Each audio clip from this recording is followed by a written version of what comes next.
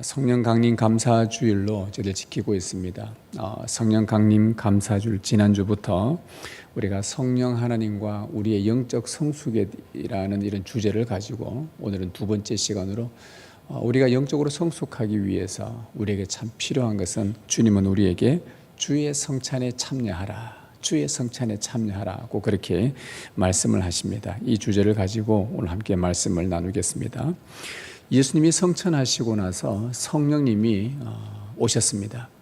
예수님이 부활 성천하신 이후에 성령님이 우리 가운데 오셨습니다. 성령님이 오셔서 제자들에게 끼친 은혜가 무엇인가?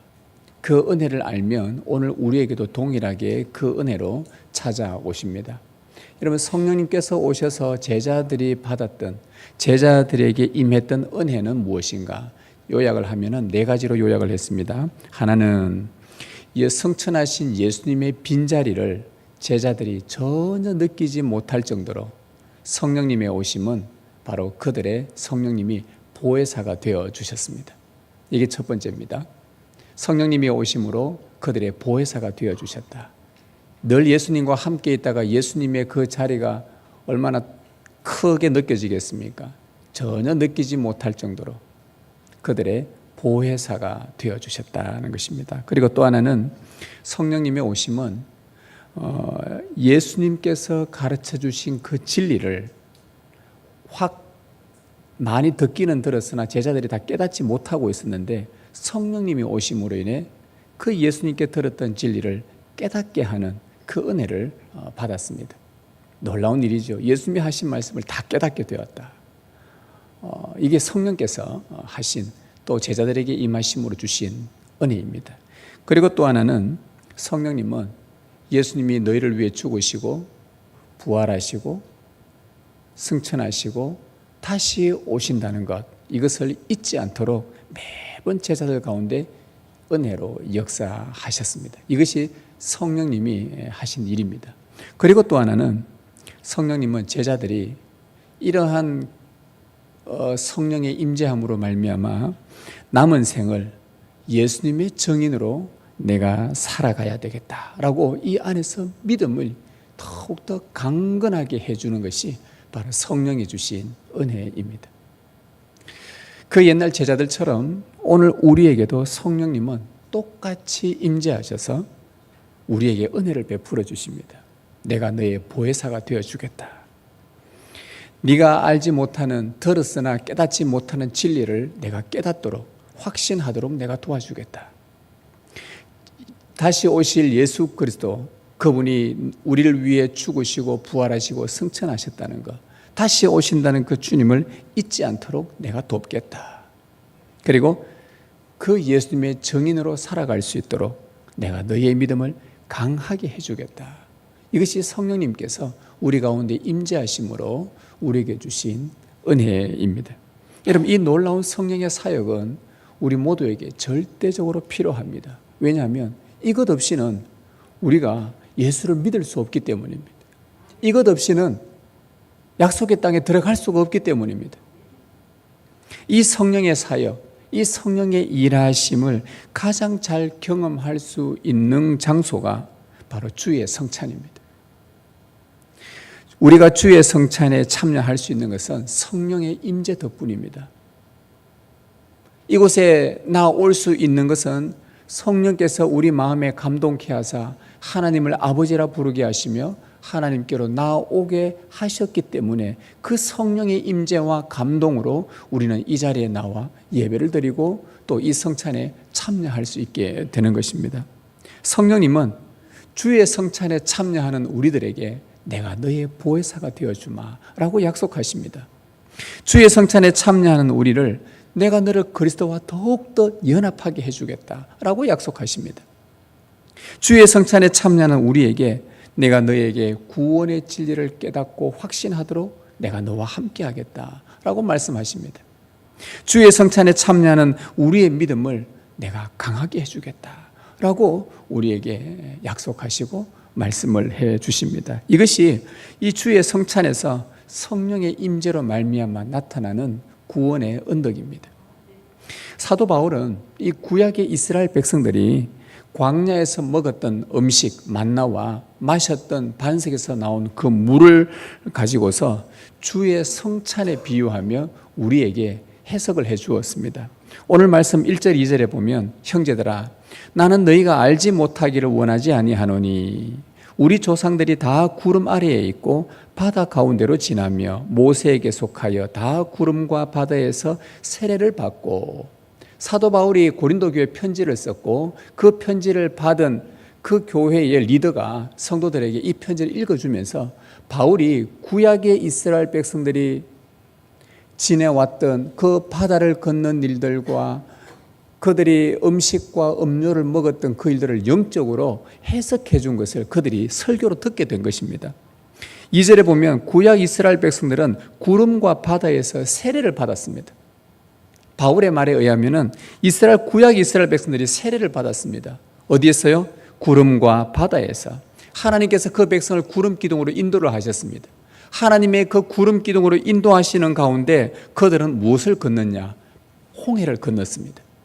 그냥 건넌 게 아니죠. 하나님의 구름 기둥으로 인도함을 받아서 그 무서운 바다가 갈라진 그곳에, 양쪽에 바다가 벽이 서 있는 그곳을 통과를 합니다. 놀라운 일을 경험하게 된 것이죠. 그 홍해를 건넌 것, 통과한 것을 오늘 사도 바울은 세례를 받았다라고 표현을 했습니다. 물 가운데로 지나갔다 해서 세례를 받았다라고 표현을 한 것입니다. 여러분, 큰 바다에 들어가면 삽니까? 죽습니까? 죽습니다. 큰 바다에 여러분들이 들어가기 시작하면 죽습니다. 백성들이 지금 홍해 바다로 들어간 것은 애굽에 대하여 너희는 이제 죽은 자들이다. 너희는 죄에 대해서 죽은 자들이다. 너희는 애굽의 종, 노예였던 곳에서 죽은 자들이다. 이제 그것은 너희와 상관이 없게 되었다. 다 죽었다라는 뜻입니다. 그리고 바다를 통과해서 다시 육지로 나온 것은 너희는 부활했다라고 그렇게 표현을 한 겁니다. 하나님의 큰 구원의 은혜를 그들이 경험을 한 거예요. 하나님의 큰 구름 아래서, 그 구름 기둥 안에서 이 바다를 통과하면서 자기들이 죽었고 사는 이 세례를 경험하게 된 것입니다. 따라서 우리가 여기서 세례를 정의를 할 수가 있습니다. 세례라는 것은 하나님의 크신 은혜로, 그분의 구름 기둥의 보호로 이 큰 바다를 건너게 된 하나님의 은혜로 내가 구원받았구나 라는 것을 아는 것이 세례입니다. 그리고 내가 이제 세상과 죄에 대해서는 죽었구나, 이제 하나님에 대해서는 다시 살아났구나, 이것을 깨닫고 믿고 아는 것이 세례라는 겁니다. 그리고 더 나아가서 내가 다시 살아났기 때문에 내 안에 기쁨이 충만해진다는 겁니다. 이게 세례입니다. 여러분, 세례 다 받으셨습니까? 세례 받으셨으면 여러분들은 이 세 가지를 확신하며 우리 마음대에 기쁨 충만하게 살아가셔야 합니다. 바로 홍해를 건넜던 이스라엘 백성들이, 홍해를 건넌 이후에 모세와 이스라엘 백성들 모든 여인들이 북을 치면서 소고 치면서 기뻐하며 찬양했지 않았습니까? 바로 구원받은 자들의 그 기쁨을 표시를 하는 겁니다. 이것이 세례받은 자들의 특징이죠. 자, 그러면 그 다음에 바울이 한 가지 더 설명을 합니다. 너의 선조들이 이렇게 세례를 받았다. 세례받고 난 이후에 저 약속의 땅에 들어갈 때까지 그 광야 생활을 어떻게 지냈는지 너희가 한번 보라 하면서 바울이 설명을 합니다.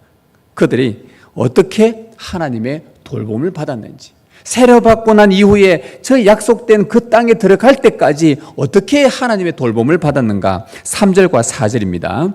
같이 한번 읽어볼까요? 3, 4절 시작. 다 같은 신령한 음식을 먹으며 다 같은 신령한 음료를 마셨으니 이는 그들을 따르는 신령한 반석으로부터 마셨음에 그 반석은 곧 그리스도시라. 자, 바울이 해석을 합니다. 세례를 받은 그들이 광야에서 하나님이 주신 음식과 음료를 먹고 마셨다고 합니다. 그렇죠? 그들이 마신 음식이 뭐예요? 그들이 먹은 음식이 뭡니까?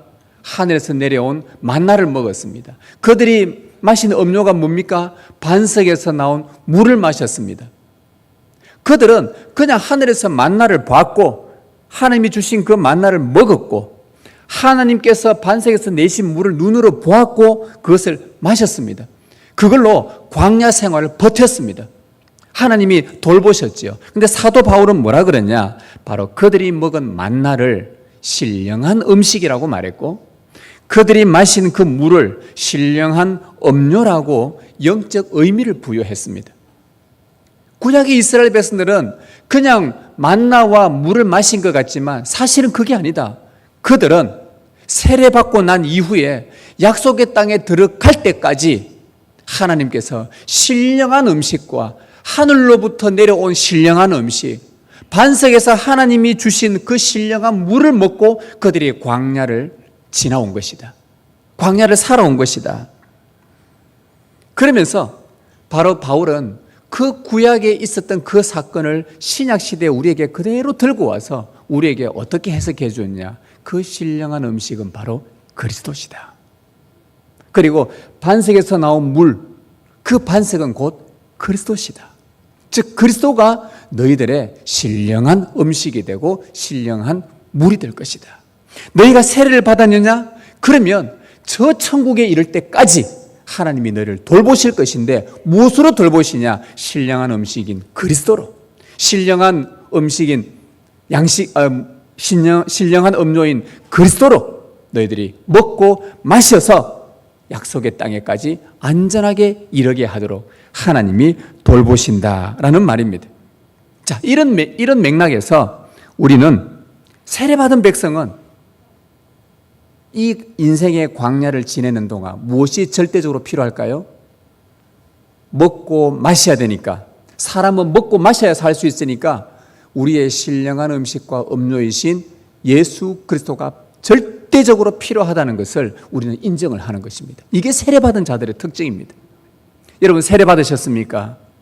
삼위 하나님의 이름으로 세례를 받으셨습니까? 그렇다면 여러분은 이제부터 내 인생은 내가 죽어서 주님의 품에 안길, 내 육신이 부활하고 주님의 품에 안길 그때까지는 반드시 신령한 음식과 음료인 예수 그리스도 없이는 나는 이 길을 걸어갈 수 없다. 그것을 인정하는 자들이 바로 세례받은 자들입니다. 그리고 우리 하나님께서 세례받은 자들에게 약속의 땅에 갈 때까지 40년 동안 한 번도 쉬지 아니하시고 하나님께서 만나와 물을 공급하셨습니다. 이 말은 우리 세례받은 백성들은 하나님께서 신령한 음식과 음료인 그리스도를 우리에게 날마다 공급하신다는 것을 우리는 알아야 합니다. 절대 필요한 것은 하나님이 반드시 주십니다. 절대 필요하지 않는 것은 하나님이 안 주실 때도 있고 주실 때도 있습니다. 그러나 우리에게 절대적으로 필요한 것은 하나님은 반드시 주십니다. 우리가 약속의 땅에 갈 때까지, 저 주님께 나아갈 때까지 반드시 필요한 그리스도는 우리에게 필요하기 때문에 하나님께서 언제나 공급하십니다. 이 성찬을 통해서 우리에게 공급을 하십니다. 또 세례받은 백성은 신령한 음식과 음료인 그리스도를 먹고 마셔야만 광야를 지나고 약속의 땅에 들어갈 수 있다는 말씀이에요. 반드시. 그런데 이 신령한 음식과 음료를 싫어했던 이스라엘의 다수의 사람들이 있었습니다. 오늘 말씀 5절을 한번 보십시오. 그러나 그들의 다수를 하나님이 기뻐하지 아니하셨으므로 그들이 광야에서 멸망을 받았느니라. 세례받은 자들 중에, 홍해를 건너서 세례받은 자들 중에 다수를 하나님이 기뻐하지 아니하셨대요. 그래서 그들이 광야에서 멸망을 받았답니다. 왜 하나님이 기뻐하지 않으셨을까? 세례는 받았으나 하나님이 공급하시는 그 만나와 물을 실증을 내고 싫다고 말하고, 이거 맛없다, 이제 못 먹겠다. 우리 애굽에서는 참 맛있게 잘 먹었는데 다시 애굽으로 돌아가자, 다시 세상으로 돌아가자. 우리에게 공급하시는 그리스도가 맛이 없어진 거예요. 재미가 없는 거예요. 그래서 다시 세상으로 돌아가자. 그게 재밌는 건 많은데, 그게 좋은 건 많은데, 예수님보다 더 재밌고 더 흥미롭고 더 우리의 쾌락을 즐길 수 있고 우리를 더 흥분시키고 우리를 더 좋아하게 만드는 것들이 그곳에 있는데 하고 그 이스라엘 백성들이 애굽으로 돌아가자고, 그리스도로 채워야 될 그 기쁨을 세상의 것으로 다시 채우려고 하는 그런 자들을 하나님께서 기뻐하지 않으셨습니다. 한두 번이 아니고요. 40년 끝날 때까지 반복되는 원망과 불평으로 하나님을 시험하고 다시 세상으로 돌아가자. 이 말은요, 하나님의 주신 그 세례를 소홀히 여겼다는 뜻입니다. 별거 아닌 것처럼 여겼습니다. 여러분이 주 예수의 이름으로, 성령의 이름으로, 아버지의 이름으로 받았던 그 세례를 소홀히 여기지 않기를 바랍니다. 그 세례는요, 정말 중요한 것입니다. 여러분의 생명을 붙드는 것입니다. 그 세례받은 자들이 예수 그리스도를 공급받을 수 있는데 세례를 소홀히 여긴다, 그리스도를 소홀히 여긴다, 여러분 주님의 품에 가기 전에 광야에서 다 죽을다는 것을 우리에게 경고로 해주는 말씀입니다. 이거는 경고입니다. 결국 그리스도 외에 다른 것을 원했기 때문에 광야에서 멸망을 받고 약속의 땅에 들어가지 못하는 큰 비극을 맞이했습니다. 바로 이런 비극을 맞이하지 않도록 사도 바울은 우리에게 세 가지를 명심하라고 알려주고 있습니다. 이 비극을 너희가 맞이하지 않기를 바란다. 그러면서 첫 번째가 뭐냐 하면 성령님은 우리를 그리스도의 몸과 피에 참여하게 하시니까 바로 그 참여할 때에 그 일에 참여하라는 겁니다. 너희가 그리스도가 없이는 살아갈 수 없다고 우리가 다 알고 있습니다. 이 땅에서. 그래서 주의 성찬은 하나님의 큰 구원의 은혜를 우리가 알고 믿는 세례받은 자들이 참여하는 것입니다. 여러분이 삼위 하나님의 이름으로 구원을 경험하고 세례를 받으셨다면 약속의 땅에 들어갈 때까지 이 신령한 음식과 음료인 그리스도가 내게 절대적으로 필요하다고 여러분들이 확신을 해야 됩니다. 그 확신을 어디서 할 수 있느냐? 바로 이 주의 성찬에서 할 수가 있습니다. 이 주의 성찬은 주님께서 성령으로 우리 가운데 임재하시는 겁니다. 임재하셔서 이것이 그리스도이시다. 이것이 그리스도이시다. 이것을 너희가 먹어야 된다. 이것을 마셔야 된다. 그리스도가 너희 안에 들어오셔야 너희가 이 광야 같은 인생을 버텨나갈 수 있다. 인도해 나갈 수 있다. 걸어갈 수 있다. 하나님이 공급하신 그리스도를 기쁘게 우리는 주의 성찬을 통해 받는 것입니다. 그리스도 외에 세상에서 기쁨을 찾겠다고 세상으로 돌아가는 경우 우리는 큰 비극을 맞이하게 됩니다. 여러분, 이스라엘 백성들이 그들이 만나를 눈으로 직접 보았고 반석에서 나오는 그 물을 직접 두 눈으로 본 것처럼 여러분들이 주님의 성찬상에서 이 빵을 찢을 때 이 빵을 두 눈으로 보고 우리를 위해 부으시는 이 잔을 여러분의 눈으로 직접 보게 하십니다. 왜요? 그리스도를 보라고. 성령께서 이 평범한 빵, 평범한 포도주에 임재하시면 그 빵과 포도주가 신령한 음식과 신령한 음료인 그리스도라고 깨닫게 해주시는 겁니다. 여러분들이 빵을 그냥 빵 먹는 게 아니라 그냥 잔을 홀짝 마시는 게 아니라 이 빵과 잔을 먹고 마실 때 성령께서 이 가운데 임재하셔서 지금 그리스도를 내가 먹고 마시는구나, 그렇게 이것은 그리스도시구나 라고 깨닫도록 성령께서 역사하시는 것입니다. 그리고는 여러분의 시선을 이 빵과 포도주를 보게 하면서 오직 그리스도시다. 내 삶은 오직 그리스도다. 오직 그리스도에 의해서 나는 살아가는 자들이다. 나는 오직 그리스도라는 이 믿음의 고백을 할 수 있도록 해주시는 겁니다. 오늘 말씀 16절에 보니까 우리가 축복하는 바 축복의 잔은 그리스도의 피에 참여함이 아니며 우리가 떼는 떡은 그리스도의 몸에 참여함이 아니냐. 참여하는 것, 성령으로 임재한 빵과 포도주를 먹고 마시는 것은 우리가 주의 성찬에 그리스도의 몸과 피에 참여하는 것입니다. 여러분, 참여라는 것은 연합입니다. 내가 어디에 참여한다, 내가 그 단체에 무언가 일에서 참여를 한다, 그럼 그거와 내가 하나 연합된다는 말입니다. 그래서 우리 교회는 여러 곳곳에서 어떤 기독교 단체들의 행사를 할 때에 무조건 참여해서는 안 됩니다.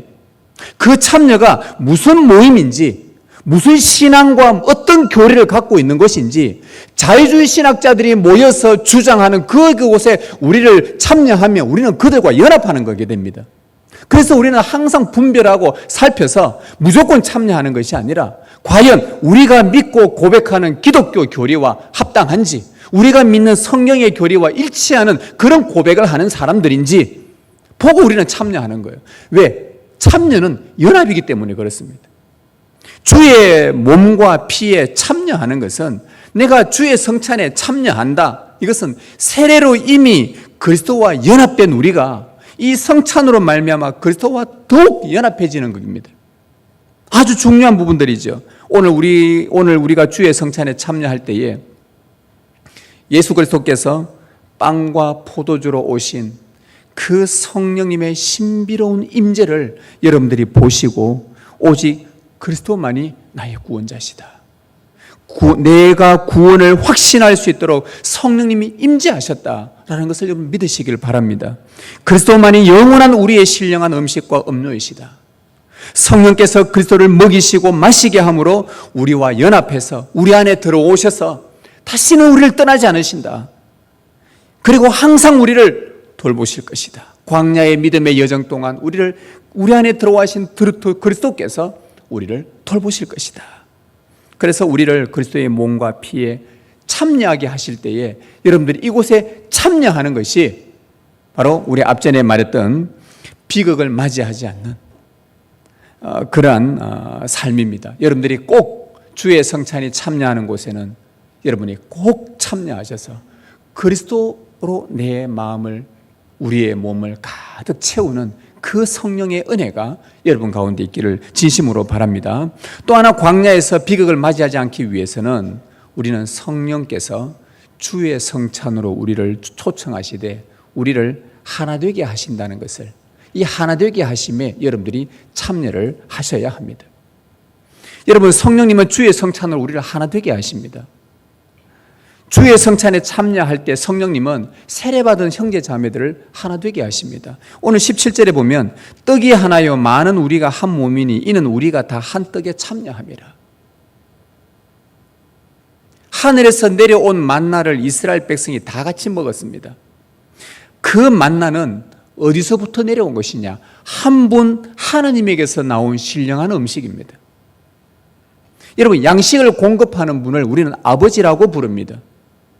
우리 가정에 옛날부터, 요즘은 뭐 맞벌이도 많고 해서 그렇지만은, 그러나 우리는 항상 의식하기는 아주 옛날 성경 때부터 모든 인류는 우리의 양식을 공급하는 분은 아버지입니다. 아버지가 열심히 일해서 가족들을 먹입니다.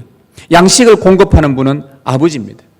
한 분 하늘 아버지께서 오늘 이 자리에 모인 당신의 사랑하는 자녀들에게 음식을 공급을 하십니다. 그러면 그 아버지가 공급하신 음식을 가족들이 함께 모여 먹게 되죠.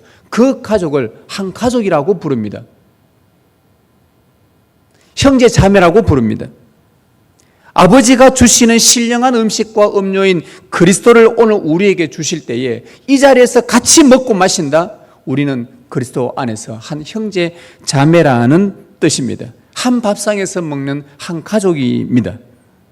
이런 의미에서 이 성찬은요, 우리를 사랑으로 묶는 띠입니다. 이 성찬을 여러분들이 오늘 안 먹으시는 분들은 상관없겠지만 오늘 이 자리에서 나는 이 성찬을 먹어야 되겠다, 그리스도 없이는 나는 살 수 없다, 먹는 순간 여러분들은 옆에 있는 그 지체와 사랑의 띠로 엮이게 될 수밖에 없습니다. 왜? 하나님이 한 분 그리스도를 주시기 때문에 같이 사랑의 형제 자매가 되는 것입니다. 그래서 함께 모여서 우리의 머리 대신 예수 그리스도, 그분에게 붙어있는 우리는 한 몸이다 라고 우리가 고백을 하는 것이 성찬을 먹는 것입니다. 하늘의 사랑으로 먹고 마시는 하나의 지체입니다. 주의 성찬을 먹기 전에 우리가 여러분들에게 제가 인사를 꼭 시키죠. 우리가 성찬을 먹기 전에 항상 뭐라고 인사시킵니까? 우리는 주님 안에서 한 가족입니다. 사랑합니다. 축복합니다. 이것을 하는 이유가 바로 이것 때문입니다. 성찬은 내 혼자 먹고 마시는 게 아닙니다. 이 자리에 혼자 와서 내 개인적으로 내 혼자 은혜 받고 내 혼자 좋고 내 혼자 제 용서 받고 내 혼자 그리스도와 함께 있고 아무짝에도 쓸모없는 것입니다. 그렇게 하는 순간 광야에서 멸망할 가능성이 꽤 높습니다. 그것은 하나님이 기뻐하는 일이 아닙니다. 여러분, 광야에서 그들이 지나는 동안에 그들이 잘못된 길로 가고 곁길로 가고 말씀에 순종하지 않을 때에 그들을 권면하고 격려할 자가 누구겠습니까? 옆에 있는 함께 광야를 지나면서 약속의 땅에 가는 그 지체들이 그들을 권면해 줍니다. 거기에 장로들이 그들을 권면합니다. 그들의 족장들이 권면을 합니다. 그렇게 살면 안 된다. 광야에서 죽는다. 하나님의 말씀에 순종하지 않으면 죽는다. 어려서 믿음을 잘 몰라서 하나님의 교리를 잘 몰라서 잘못된 길로 갈 때에 옆에 있는 백부장과 십부장과 오십부장과 천부장들이 또 장로들이 제사장들이 보고 그거 아니야. 그렇게 가면 죽어. 하나님의 명령에 죽는다고 했다. 그래서 옆에서 함께 한 몸 공동체인 그들이 격려하고 위로하고 권면하고 바른 길로 오게 만들고 그래서 주의 성찬은 우리를 하나로 엮는 사랑의 띠입니다. 이게 주의 성찬을 먹는 우리의 자세입니다. 사랑할 수 없는 자인데 내하고 성격도 다르고 내하고 맞지도 않고 내하고 어울릴 수도 없는 그런 사람인데 주님께서 그리스도를 우리 안에 주시면서 그리스도 안에서 사랑할 수 없는 자를 사랑할 수 있게 만드는 바로 그 힘의 원천이 성령의 임재인 것입니다. 성령이 우리 가운데 임재하셨어. 성령님은 우리 안에 사랑하는 마음을 주셔서 주의 성찬을 먹고 마실 때 그리스도 안에서 한 가족임을 더욱더 확신 있게 해 주십니다. 가족이 사랑으로 긴밀하게 연합되어 있으면 여러분의 가족이 집에 있는 가족들이 긴밀하게 사랑으로 연합되어져 있으면 함께 가정이 아름다운 가정 만들어가는데 서로 힘을 모을 겁니다. 서로 격려할 것입니다. 마찬가지입니다. 주님의 몸을 또 피를 먹고 마시는 한 공동체인 우리가 서로 사랑으로 긴밀하게 연합되어 있으면 약속의 땅에 이를 때까지 서로에게 큰 힘과 격려가 되는 것입니다. 그게 바로 우리의 지체들입니다. 그래서 이 성찬은 바로 성령께서 우리를 그리스도 안에서 하나 되게 하십니다. 그래야지 광야에서 멸망하지 않을 수가 있습니다. 그 다음 세 번째는요, 이 광야에서 비극을 맞이하지 않기 위해서 성령님은 주의 성찬으로 우리를 영적으로 계속 성숙하게 인도해 나가십니다. 여러분, 이거는 당연한 겁니다. 우리가 음식을 먹고 물을 마시는 것은 몸의 건강을 위해서이죠. 똑같습니다. 우리의 영의 건강을 위해서 신령한 음식과 신령한 음료를 규칙적으로, 즉 그리스도를 섭취를 해야 합니다. 주의 성찬에서 이 빵과 포도주를 먹으면 성령의 신비로운 역사로 예수 그리스도가 우리 안으로 들어오십니다. 이 빵을 먹는데 이는 내 몸이니, 즉 그리스도를 먹는 것입니다. 이는 내 피니 그리스도를 먹는 것입니다. 그러면 그리스도가 우리 안에 들어오셔서 하시는 일이 뭐냐? 여러분, 이 음식을 먹어야 사람이 힘을 낼 수가 있습니다. 음식을 먹어야 사람이 움직일 수가 있습니다. 사람이 음식을 먹어야 무슨 일을 할 수가 있습니다. 마찬가지입니다. 우리가 그리스도를 먹어야지 우리가 믿음이 강해지면서 하나님 나라와 그의 의를 위해서 살아갈 수 있는 것입니다. 믿음이 강해질 수가 있습니다. 그리스도가 우리 안에 들어오셔서 우리의 영을 강하게 하고 우리의 믿음을 강건하게 합니다. 믿음이 강해져야 영적으로 성숙해집니다. 비록 빵과 포도주를 우리는 먹고 마시겠지만 이 빵과 포도주에 성령으로 임재하신 그리스도께서 우리 안에 들어오시면 예수 그리스도가 우리 안에 들어오셔서 우리를 성숙하게 하시고 우리를 더욱더 영적 성숙으로 이끄신다는 이 믿음을 여러분들이 소유를 하게 됩니다. 그러면 그리스도는 우리를 어디로 인도하시는가? 말씀에 순종하도록 이끄실 것이고 말씀에 순종하는 사람, 말씀에 다스림을 받는 사람으로 점점 우리를 바꾸어 가는 것입니다. 이렇게 그리스도를 닮아가는 성숙한 그리스도인으로 우리는 자라가야 되겠습니다. 따라서 성령님은 주의 성찬을 통해 우리를 그리스도 안에서 성숙하게 만들어 가십니다. 참여하게 하시고 우리를 하나 되게 하시고 성숙하게 하시는 이 성령님의 우리에게 주시는 주의 성찬. 주의 성찬에서 이 성령의 임재로 예수 그리스도는 어제나 오늘이나 장래나 항상 우리와 함께 하신다는 것을, 실제로 함께 계신다는 것을 여러분 믿으시길 바랍니다. 오늘 성찬상에서 그리스도와의 연합이 더욱 친밀해지길 바랍니다. 성도와의 사랑이 온전히 하나 되기를 바랍니다. 오늘 성찬상에서 주님의 재림 때까지 예수님의 정인으로 살아가는 데 필요한 믿음이 더욱 강해지기를 간절히 소망합니다. 이렇게 주의 성령님이 우리 가운데 오셔서 오늘 주의 성찬을 통해 우리 가운데 놀랍게 신비롭게 역사하시기를 주님의 이름으로 축복합니다.